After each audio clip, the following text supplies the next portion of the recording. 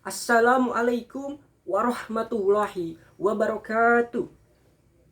Yang saya hormati Bapak Ibu Dewan Juri, yang saya hormati seluruh panitia penyelenggara lomba, serta hadirin sekalian yang saya banggakan. Pertama-tama, marilah kita bersyukur kepada Allah Subhanahu wa Ta'ala yang telah melimpahkan nikmat dan karunia-Nya sehingga kita dapat melaksanakan lomba pidato di kesempatan ini tanpa ada halangan suatu apapun. Salawat serta salam marilah kita panjatkan kepada Nabi kita, Nabi Muhammad SAW beserta keluarganya dan para sahabat-sahabatnya. Kemudian perkenalkanlah, nama saya Muhammad Al-Mihawari dari SMA Negeri 23 Jakarta. Ini menyampaikan sebuah pidato yang bertema Muharram dan Kebangsaan. Hadirin yang penuh semangat. Apa sih bulan Muharram itu? Bulan Muharram adalah bulan pertama dalam kalender Hijriah. Bulan Muharram berasal dari kata haram yang memiliki makna suci atau terlarang. Ada dua pendapat alasan penamaan bulan Muharram. Pendapat yang pertama adalah bulan Muharram berasal dari kata haram atau terlarang sebagai penegasan larangan berperang di bulan itu. Pendapat yang kedua adalah karena Muharram termasuk salah satu dari 4 bulan haram. Bulan Muharram begitu mulia sampai-sampai Nabi Muhammad SAW menyebutnya sebagai Syahrullah atau bulan Allah. Pada bulan ini Allah Subhanahu wa Ta'ala mengharamkan adanya peperangan dan konflik.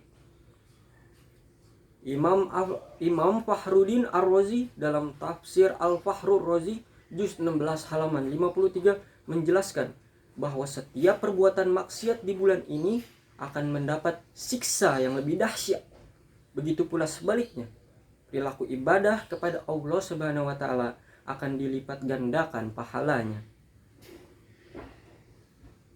Hadirin yang penuh semangat.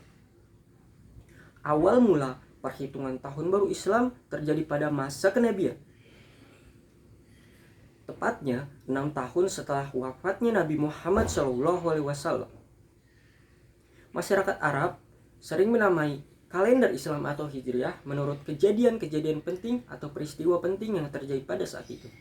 Salah satunya pada Muharram inilah mula-mula Nabi Muhammad SAW berniat atau bermaksud untuk hijrah dari kota Mekah ke kota Madinah.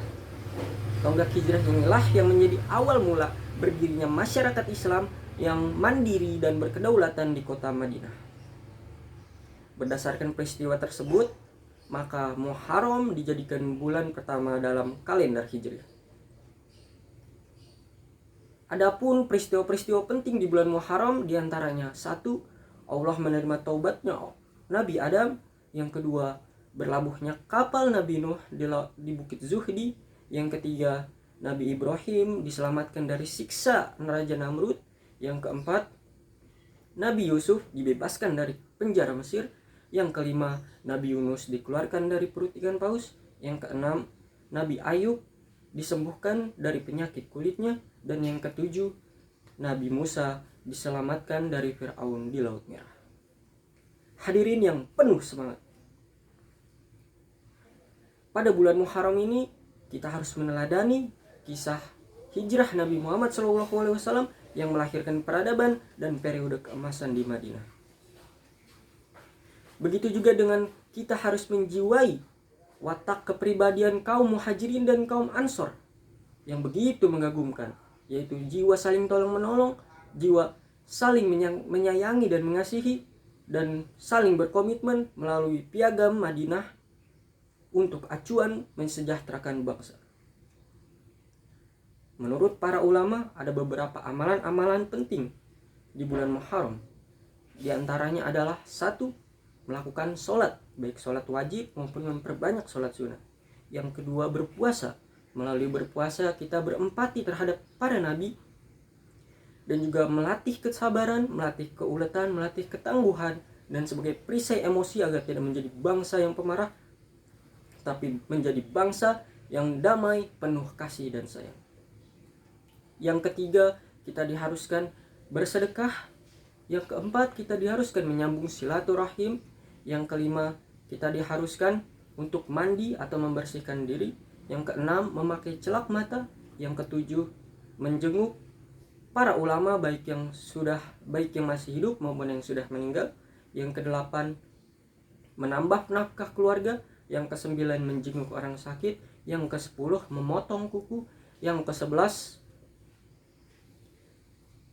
membaca surat Al-Ikhlas sebanyak 1000 kali. Dan yang ke-12, mengurus anak yatim.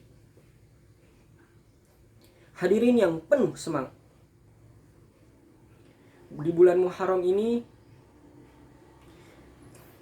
dengan kemantapan iman dalam hati yang tergerak dalam amal ibadah, maka akan menjadi kepribadian yang mengagumkan.